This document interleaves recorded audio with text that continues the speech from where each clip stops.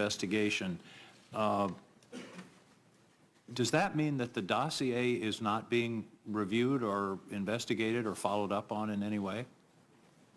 I obviously can't comment either way. I can't talk in an open setting about the investigation as it was when I was the head of the FBI, and obviously it's Director Bob Mueller's responsibility now, so I don't know. So clearly your statements to the President back in these various times when you assured him he wasn't under investigation were as of that moment.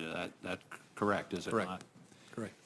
Now, on the Flynn investigation, is it not true that Mr. Flynn was and is a central figure in this entire investigation of the relationship between the Trump campaign and the Russians? I can't answer that in an open setting, sir.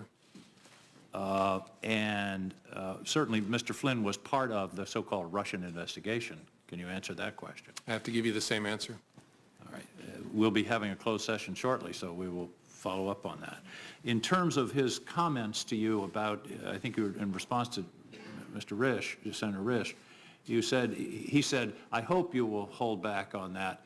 But when when a president of the United States in the Oval Office says something like I hope or I suggest or would you, do you take that as a directive? Yes.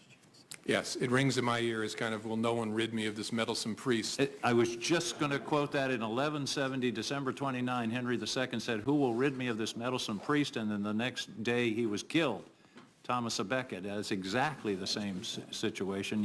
We're thinking along the same lines. Several other